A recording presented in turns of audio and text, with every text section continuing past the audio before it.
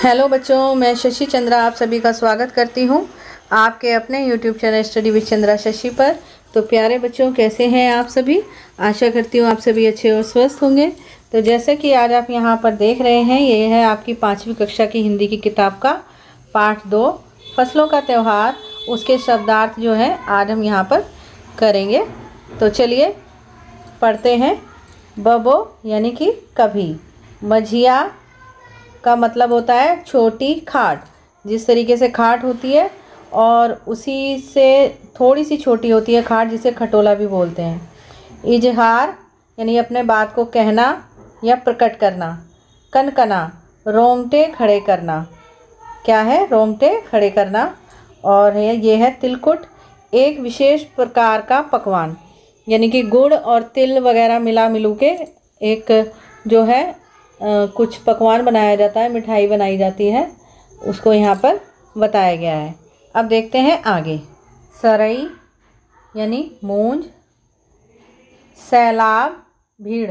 मूंज एक तरह की घास होती है बच्चों।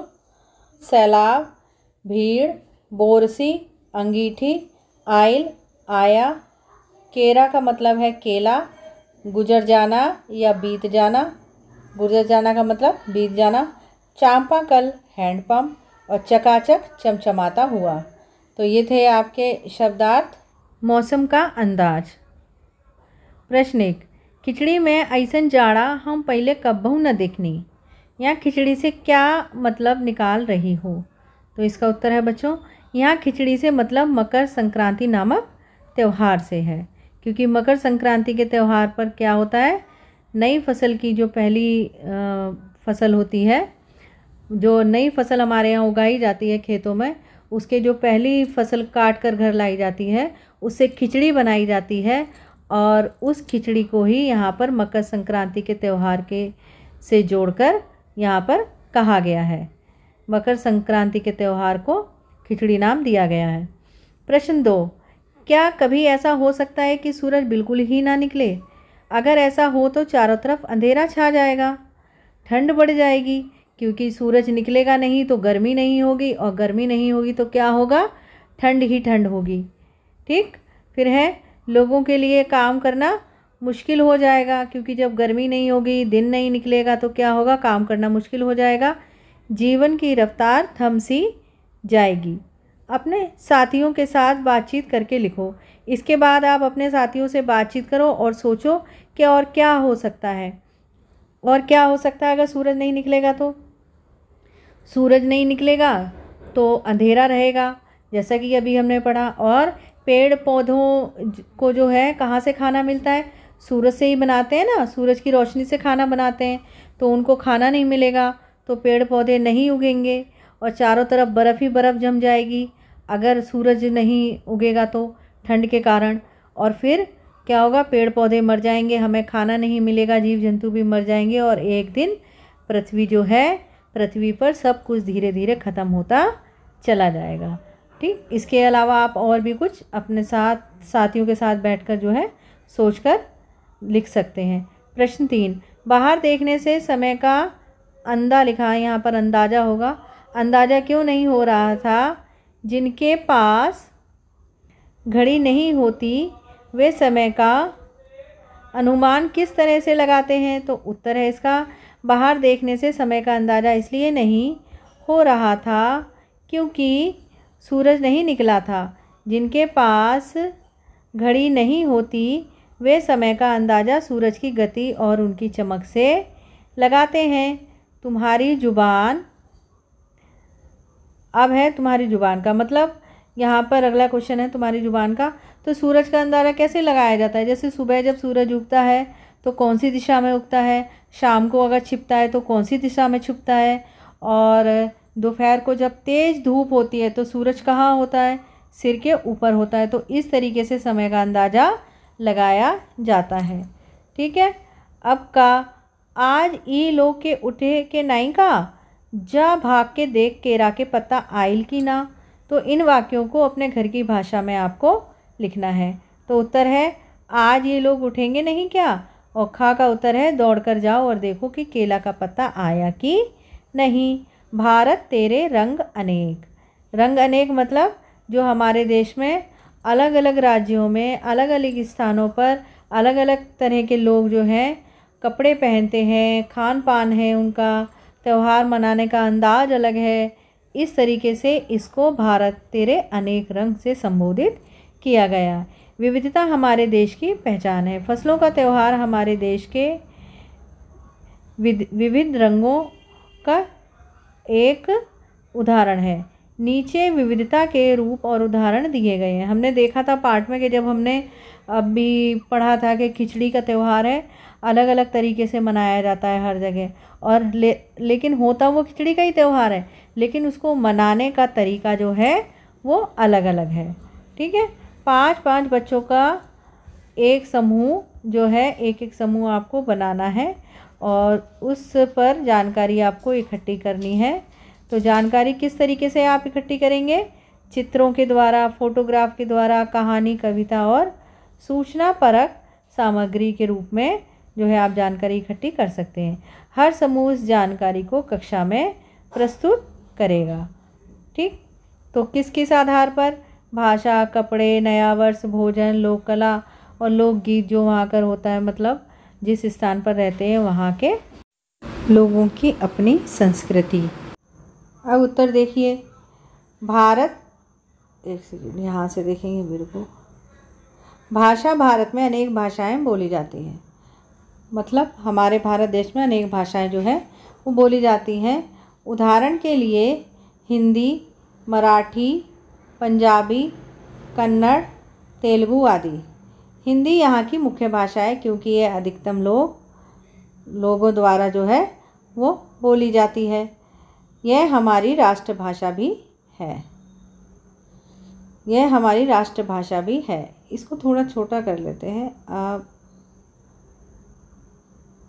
अब सही है। ठीक, कपड़े, यहाँ के लोग विविध प्रकार के कपड़े पहनते हैं। मतलब कपड़े हेडिंग डालेंगे और इसके आगे लिखेंगे यहाँ के लोग विविध प्रकार के कपड़े पहनते हैं। उदाहरण के लिए दक्षिण भारत में लुंगी पहनी जाती है और उत्तर भारत में सलवार कमीज। ये उत्तर भारत के बाद आप इस तरीके से कॉमा लगाएंगे। घाघरा, चोली, कुर्ता पायजामा आदि पहने जाते हैं। नया वर्ष हिंदी कैलेंडर के अनुसार नया वर्ष होली के दिन होता है। यह भिन्न भिन्न प्रदेशों में भिन्न भिन्न नामों से जाना जाता है। और अंग्रेजी कैलेंडर के हिसाब से नया वर्ष कब शुरू होता है? 1 जनवरी को। ठीक, भोजन के बारे में लिखेंगे, यहाँ हेडिंग डालेंगे। यहाँ भोजन में विविधता देखने को मिलती है। दक्षिण भारत में इडली डोसा मशहूर है। तो उत्तर भारत, ये यहाँ पर पूर्ण विराम नहीं है, यहाँ पर कॉमा लगाएंगे, मतलब एरो लगाएंगे इस तरीके से और लिखेंगे उत्तर भारत में चावल, दाल, रोटी, सब्जी, राजमा आदि पसंद से खाए और खिलाए जाते हैं। और पश्चिम बंगाल में चाकल मछली बड़े शौक से खाया जाता है। अब अगला है यहाँ पर क्वेश्चन, तुम्हें कौन सा त्यौहार सबसे अच्छा लगता है और क्यों? इस दिन तुम्हारी दिनचर्या क्या रहती है? तो इसका आंसर लिखेंगे हम। होली का त्यौहार मुझे सबसे अच्छा लगता है क्योंकि इस दिन लोग ऊंच नीच का, आपको जो त्यौहार अच्छा लगता हो आप उसके बारे में लिखिए बच्चों। ऊंच नीच का विचार भूलकर एक दूसरे के गले मिलते हैं और खुशियां मनाते हैं। इस दिन मैं सुबह से ही काफ़ी सक्रिय रहता हूँ। तरह तरह की जो है पिचकारियाँ मैं रंग भरकर लोगों पर फेंकता हूँ। स्वादिष्ट पकवान खाता हूँ और नए कपड़े पहनता हूँ। अन्न के बारे में, फसल के त्यौहार पर तिल का बहुत महत्व होता है। तिल का किन किन रूपों में इस्तेमाल किया जाता है पता करो। अगला है, तुम जानती हो कि तिल से तेल बनता है और किन चीज़ों से तेल बनता है और कैसे? हो सके सो तेल की दुकान में जाकर पूछो। तो उत्तर है, तिल से तिलकुट, रेवड़ियाँ, गज्जक जैसी मिठाइयाँ बनाई जाती हैं। और खा का उत्तर है, तिल के अलावा सरसों, राई, सोयाबीन, सूरजमुखी, मूंगफली आदि से तेल बनाया जाता है। किसान और चीज़ों का सफ़र। किसान और खेती हम में से बहुत से लोगों की जानी पहचानी दुनिया का हिस्सा नहीं है। विशेष रूप से शहर में जो लोग रहते हैं ना, उनको तो पता ही नहीं कि किसान को कितनी मेहनत करनी पड़ती है, कि ज़्यादातर लोगों को ये एहसास नहीं कि हमारी ज़िंदगी किस हद तक इनसे जुड़ी हुई है। देश के कई हिस्सों में आज किसानों को ज़िंदा रहने के लिए बहुत मेहनत और संघर्ष करना पड़ रहा है। अगर यह जानने की कोशिश करें कि हम दिन भर जो चीज़ें खाते हैं वे कहाँ से आती हैं, तो किसानों की हमारी ज़िंदगी में भूमिका को हम समझ पाएंगे। आलू की पकौड़ी, बर्फ़ी और आइसक्रीम, इन 3 चीज़ों के बारे में नीचे लिखे बिंदुओं को ध्यान में रखते हुए जानकारी इकट्ठी करो और मेरी कहानी के रूप में उसे लिखो। यानी कि आपको अपनी कहानी का टाइटल क्या रखना है? शीर्षक मेरी कहानी। एक सब चीज़ें किन चीज़ों से बनती हैं, इन चीज़ों का जन्म कहाँ होता है, हम तक पहुंचने का इनका सफ़र क्या होता है, किन किन हाथों से होकर हम तक पहुंचती हैं, इस पूरे सफ़र में किन लोगों की कितनी मेहनत लगती है, इन लोगों में से किसको कितना मुनाफा मिलता है। अगले वर्ष कक्षा 6 में सामाजिक एवं राजनीतिक जीवन के बारे में पढ़ोगी तो ऊपर लिखे समय सफ़र में शामिल लोगों की दिनचर्या पता करने का मौका भी मिलेगा। तो उत्तर देखिए, आलू की पकौड़ी, यह आलू और बेसन से बनती है। आलू को गोल गोल काटकर बेसन के गाढ़े घोल में लपेटकर तेल में तल दिया जाता है। बर्फ़ी, यह दूध के खोए से चीनी में मिलाकर बनाया जाता है। आइसक्रीम, दूध में आइसक्रीम पाउडर और चीनी डालकर गाढ़ा होने तक खौलाया जाता है, फिर उसे ठंडा होने के लिए छोड़ दिया जाता है। उसके बाद छोटे छोटे प्लास्टिक के बर्तनों में डालकर फ्रिज में रखा जाता है। ख़ास पकवान जो है, इसको हम करेंगे किताब में से, क्योंकि यहाँ पर आपको सही से दिखाई नहीं देगा, काफ़ी छोटा है ये। ख़ास पकवान, गया शहर तिलकुट के लिए भी प्रसिद्ध है। हमारे देश में छोटी बड़ी कई जगह हैं जो अपने खास पकवान के लिए मशहूर है। अपने परिवार के लोगों से पता करके उनके बारे में बताओ। अब जैसे कि अगर कुछ लोग आगरा में रहते होंगे, यूपी में, तो उनको पता है आगरा में कौन सा पकवान मशहूर है, आगरे का पेठा। आप जिधर जाओगे ना आगरे में, उधर आपको पेठा ही बनता दिखाई देगा। और मथुरा के पेड़े, ठीक, दिल्ली के छोले भटूरे। अब देखो, पिछले 2 वर्षों में तुमने काम वाले शब्दों के बारे में जाना। इन शब्दों को क्या कहते हैं? क्रिया कहते हैं। क्रिया मतलब करना। क्रिया शब्द जिनसे काम होने का पता चले, जैसे लिखना, क्या काम हो रहा है? लिखने का। पढ़ना, क्या काम हो रहा है? पढ़ने का, ठीक। और जैसे दौड़ना, कौन सा काम हो रहा है? दौड़ने का। क्रिया क्योंकि क्रिया का संबंध कोई काम करने से है, नीचे खिचड़ी बनाने में की विधि दी गई है। इनमें बीच बीच में कुछ क्रियाएं छूट गई हैं। उचित क्रियाओं का प्रयोग करते हुए इसे पूरा करो। तो छौंकना, पीसना, पकाना, धोना, परोसना, भूनना, ये क्या है? क्रिया शब्द हैं। बंगाली खिचड़ी 5 व्यक्तियों के लिए, ये जो है यहाँ पर दिया गया है, ये आप पढ़ लेंगे कि 5 लोगों के लिए जो खिचड़ी बनाई जाएगी उसमें क्या क्या सामग्री जो है और कितनी जो है हमको आवश्यकता पड़ेगी। ये देखिए, यह है बंगाली खिचड़ी। तो विधि, इलायची, दालचीनी और लौंग में थोड़ा थोड़ा पानी 1 छोटा चम्मच डालते हुए क्या करेंगे? हम इसको पीस लेंगे। क्या करेंगे? पीस लेंगे। यहाँ लिखेंगे पीस लेंगे, ठीक है।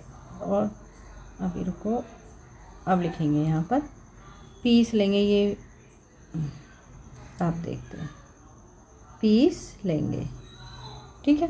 अदरक और लहसुन को इकट्ठा पीसकर पेस्ट बना लेंगे। दाल को कढ़ाई में डालो और मध्यम आंच पर सुनहरी भूरी होने तक क्या करेंगे? भून लेंगे। और यहाँ लिखा है लो, तो आ जाएगा भून लो। अब दाल निकाल कर क्या करेंगे? धो लेंगे, ठीक। तेल को कुकर में डालकर गरम करो। तेल गरम हो जाने पर तेज पत्ते और जीरा डालो। जीरा जब चटकने लगे, मतलब जब भुनने लगे, तो चट चट की आवाज़ आती है ना, भुनने लगे तो प्याज डालकर सुनहरा भूरा होने तक भूनो। अब अदरक लहसुन का पेस्ट डालकर कुछ मिनट क्या करेंगे? इसे भी भूनेंगे। तो आप लिखेंगे मिनट भूनो। धुली हुई दाल, चावल और सब्जी डालो और अच्छी तरह मिलाओ। शेष पानी यानी 4 प्याले डालकर एक बार चलाओ। कुकर बंद करो। तेज आंच पर पूर्ण प्रेशर दो, मतलब पूरा प्रेशर दो। अब आंच कम करके 4 मिनट तक क्या करेंगे? पकाएंगे। पकाओ, ठीक है। भाप निकल जाने पर कुकर खोलो। मसालों का पेस्ट मिलाओ। खिचड़ी पर घी, हींग, जीरा, साबुत लाल मिर्च का तड़का लगाओ। और यहाँ पर तड़का लगाओ नहीं आएगा, तड़के की जगह आप लिख सकते हैं छौंक, क्योंकि यहाँ पर कर लिखा हुआ है आगे। क्या लिखा हुआ है? कर। तो छौंक कर क्या करेंगे? गर्मा गर्म परोसें। परोसो गर्मा गर्म। ठीक, यहाँ तक हो गया। अब देखो आगे। छुट्टी के दिन घर में ऐसी खिचड़ी बनाने में बड़ों की मदद करो। खाने से जुड़ी कुछ अन्य क्रियाएं भी सोचो। तो ये हो गया है आपके अभ्यास प्रश्न पूरे। तो यदि आप बच्चों मेरे चैनल पर पहली बार आए हैं तो चैनल को सब्सक्राइब कर लीजिए और बेल आइकन को भी प्रेस कर लीजिए, जिससे आगे आने वाली वीडियो का आपको टाइम से नोटिफिकेशन मिल जाएगा।